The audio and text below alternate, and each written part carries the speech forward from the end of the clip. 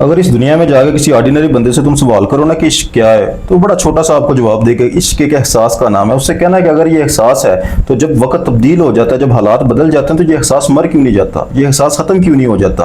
वो बोलेगा कि इश्क एक जज्बे का नाम है। उससे बोलना है कि जब वक्त गुजर जाता है तो जज्बे तो ठंडे पड़ जाते हैं, ये जज्बा वक्त के साथ बढ़ क्यों रहा है, ये आग दिन ब दिन भड़कती क्यों जा रही है। देखो इश्क जो है ना, इश्क एक जज्बे का नाम नहीं है, इश्क एहसास का नाम नहीं। इसको एक लफ्ज के अंदर तुम बयान नहीं कर सकते। जिन लोगों का वास्ता इश्क से बड़ा, वो लोग ये जानते हैं कि इश्क एक कैफियत का नाम नहीं है, इश्क एक हकीकत का नाम है, जो तुम्हारे दिल के अंदर, तुम्हारी जात के अंदर, तुम्हारी रूह के अंदर, तुम्हारे रोम रोम में बसता है, तुम्हारी बातनी दुनिया को बेदार करता है, तुम्हारे दिल के आईने को साफ करता है, तुम्हारी जात को अल्लाह ताला की जात से मिलाता है। रब की मेहरबानी का नाम इश्क है। हकीकी इश्क इंसान को रब से मिलाता है और ये रब की अनायत है। सदियां गुजर जाएं, सदियों पे सदियां गुजर जाए, तब जाके ऐसी सोल इस जमीन पे आती है जिसने इश्क हकीकी का जाम पीना होता है। ये दुनिया में जो आप लोग देखते हो ना, जो इश्क हकीकी का दावा करते हुए आपको नजर आते हैं, झूठे पीर नजर आते हैं, इनके अंदर जाके झांक के देखो तो ये अहले नफ्स हैं।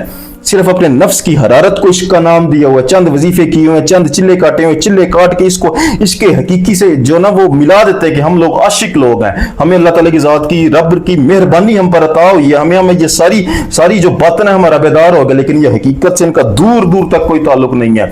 इश्क कितनी पाकीज़ा जात है जो जिस दिल पर मेहरबान हो, जिस दिल में नाजिल हो, उसके नफ्स के तकब्बुर को खाक में मिला देता है, उसके अंदर से तमाम बशरी कुदरत को मिटा देता है। इश्क जब जात की तरह आपकी जात के साथ टच होता है, आपकी सोल को बेदार करता है, हायर कॉन्शियसनेस, यूनिवर्सल कॉन्शियसनेस तक इंसान को लेके जाता है, रब की जात तक, इस्मा के इल्म तक इंसान को इश्क पहुंचाता है। तो इश्क हकीकी एक एहसास का नाम नहीं है, इसको आप एक कैफियत में बंद नहीं कर सकते, एक जज्बे में बंद नहीं कर सकते। ये एक जात है, ये एक हकीकत है जो तुम्हारी हस्ती को बदल डालेगा, तुम्हारी मैं को मिटा देगा, तुम्हारे तकब्बुर को खाक में मिला देगा। इश्क एक ऐसी जात है। लेकिन मजे की बात यह है कि क्या तुम्हारे नसीब में इश्क लिखा हुआ है? देखो अपनी जात पर गौर करो। इश्क जो लोग करते हैं ना, वो लोग कहीं अलग दुनिया से नहीं उतारे जाते, इसी दुनिया में वो लोग मौजूद हैं। सबसे बड़ी चीज़ उनके अंदर आजिज़ी होती है, मासूमियत होती है, उनका दिल मासूम होता है। बहुत ज़्यादा दना चालाक होशियार लोग इश्क नहीं करते। दिल के मासूम लोगों के नसीब में अल्लाह ताला की ज़ात इश्क लिखता है। इश्क की बाजी तुम भी कब, तुम्हारी नसीब में भी अल्लाह लिखेगा। अगर कुछ खास चीज़ें तुम्हारी ज़ात के अंदर उभर रही हैं, तुम इश्क का जाम ना भी पी सके, लेकिन घूंट, एक कतरा, ये मजा इश्क इलाही का तुम जरूर चखोगे। तो सबसे पहली और सबसे बड़ी चीज देखो, तुम अपने अंदर को चेक करो, तुम्हारा खालीपन किस चीज से सैराब हो रहा है। खालीपन क्या है?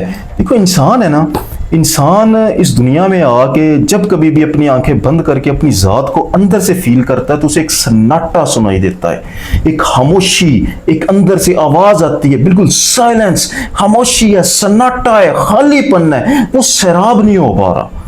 जिस दुनिया के कोने में चले जाओ, ये जो अंदर का खालीपन आपका किस चीज से सैराब होता है? क्या तुम इस दुनिया में, एक एग्जांपल है कि बहुत ज्यादा जब दौलत कमा लेते हो तो क्या तुम्हारा दिल मुतमईन हो जाता है? क्या तुम्हारे अंदर का खालीपन, बिला वजह की उदासी खत्म हो जाती है? क्या पैसे ने आपको सैराब कर दिया है? दौलत मिलने से, शोहरत मिलने से, पैसा मिलने से, गाड़ी मिलने से, बंगला मिलने से, अच्छी बीवी, अच्छे रिश्ते, अच्छे बच्चे, वालिदैन मिलने से क्या तुम्हारी ये चीज अंदर का खालीपन सैराब हो रहा है? क्या तुम मुतमईन हो गए हो? क्या तुम्हारी जात की डिमांड खत्म हो गई है? क्या तुम खुद ही तुम्हारी अब कुछ डिमांड नहीं कर रही? इस चीज को तुम चेक करो। अगर तुम्हारा खालीपन पैसे से, दौलत से, शोहरत से, रिश्तों से पूरा नहीं हो रहा, तो तुम्हारी रूह की चीखें हैं ये खालीपन, तुम्हारी रूह की आवाजें हैं ये खालीपन। ये खालीपन तुम्हारे अंदर की सदा है, तुम्हारी खुदी की डिमांड है कि मुझे पैसा नहीं, मुझे दौलत नहीं, मुझे रिश्ते नहीं, मुझे कुछ और चाहिए। तुम्हारा नफ्स तो मुतमिन हो गया। पैसा क्या चीज है? पैसा आपके नफ्स को मुतमिन कर रहा है, नफ्स तो मुतमिन हो गया, लेकिन अंदर अब क्या बाकी रह गया? क्या चीज है? हर चीज आपने गेन कर ली है, बाकी क्या है? डिप्रेशन किस चीज का है? उदासी किस चीज की है? ये आपकी सोल की आवाज है, इसको आपने सुनना होगा। आपकी सोल आपको ये गाइड कर रही है कि मुझे सैराब कर, मुझे इश्क हकीकी तक लेके जा। मैंने अलस्त की मस्ती में जो डूबी हुई कतरा है, उस कतरे को फील करना है। मैंने अल्लाह का दीदार किया हुआ, मैंने अल्लाह से बात की हुई है, मैंने अल्लाह से वादा किया हुआ। मेरी हकीकत ये दुनिया नहीं है, मेरी हकीकत ये दौलत नहीं है, मेरी हकीकत ये आरजुएं नहीं है। ये सब आरजुएं पूरी होने के बावजूद मैं हाली की हाली हूं, मुझे खुराक चाहिए। तो वो खुराक क्या है? इश्क इलाही। ये तुम्हारी जात के अंदर मौजूद तांग है, एक तड़प है, जो सोल की ची है, जो तुम तक आ रही है, जो खालीपन और सन्नाटा सैराब नहीं हो रहा। देखो जब सोल डिमांड करे तो कायनात उसको रीड करती है। कायनात जो लॉ ऑफ अट्रैक्शन आप पढ़ते हो ना कि दिमाग की फ्रीक्वेंसी को ये कायनात रीड करके वो चीज जमीन पे आपको, तो ये एक फीसद है सिर्फ इसका जो आपको बताया जा रहा है। असल चीज जो आपकी रीड करेगी ना ये कायनात, आपकी सोल और आपके दिल की वॉइस को, उस टांग को, उस फीलिंग को पकड़ेगी और कायनात आपकी जिंदगी में अल्लाह ताला की जात इस तरीके से वो चीज आपको जरूर अता करेगा। चाहे जिंदगी के किसी हिस्से में भी जाकर आपके नसीब में इश्क इलाही का जाम जरूर लिखा होगा, चाहे एक घूंट तुम पियो, चाहे एक कतरा तुम्हारे अंदर जाए, चाहे पूरा समुंदर में तुम समुंदर में फना हो जाओ, ये इश्क तुम जरूर करोगे अगर अंदर की सदा हालीपन और सन्नाटा तुम्हारा पैसे से, दौलत से, शोहरत से सैराब नहीं हो रहा। नंबर 2 देखो नफ्सियात क्या कहती है। नफ्सियात कहती है कि जब इंसान गेन करता है ना तो इंसान खुश होता है, जब इंसान बहस में जीतता है तो इंसान खुश होता है, जब इंसान को अच्छे रिश्ते मिलते हैं तो इंसान खुश होता है। लेकिन आपको ये चीजें अगर फर्क नहीं डालती, हारना, जीतना, बहस करना, बल्कि तुम बहस अब करते ही नहीं, टोलियों में बैठ के कह के तुम नहीं लगाते, बड़ों की तुम अदब करते हो, दिल को तुम अपनी जात की रिस्पेक्ट करना शुरू हो गए हो, तुम्हारी जात के अंदर एक अजीब तरीके की सोच पैदा हो गई है कि तुम इन चीजों से आगे निकल आए हो। जीत से, हार से, हंसने से, साबित करने से तुम्हें अब फर्क नहीं पड़ता। तो ये एक बहुत बड़ी अलामत है, खुशखबरी है। किस चीज की खुशखबरी है? कि तुम्हारी अना मिट चुकी है, तुम्हारा गुरूर खाक में जा उतरा है, तुम्हारी जात के अंदर अब डिमांड किसी और चीज की है। तुम इन चीजों से आगे गुजर चुके हो कि तुम्हें अब जीत हार से फर्क नहीं पड़ रहा। तुम्हारी सोल की वॉइस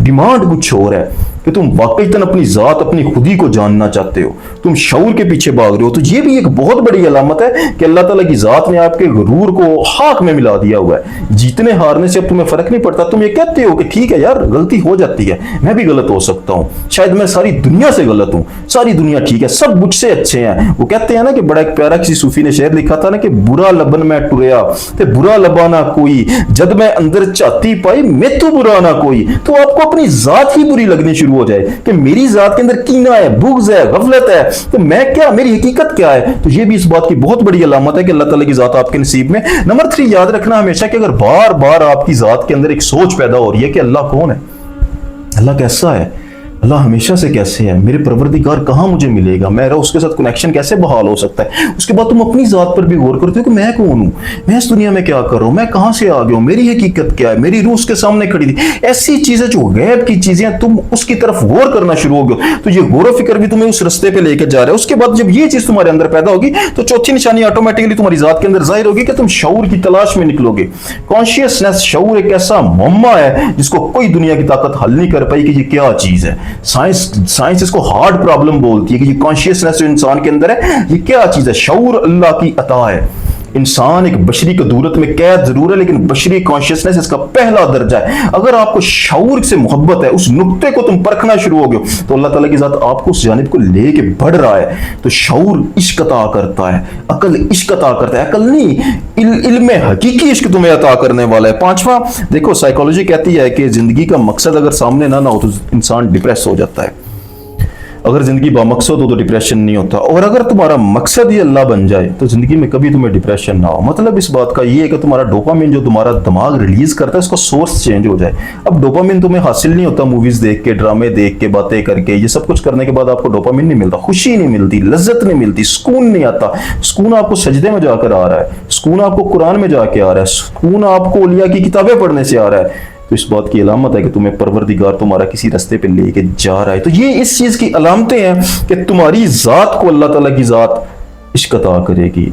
इश्क वो जात है जिसकी वजह से ये कायनात खलक हुई है।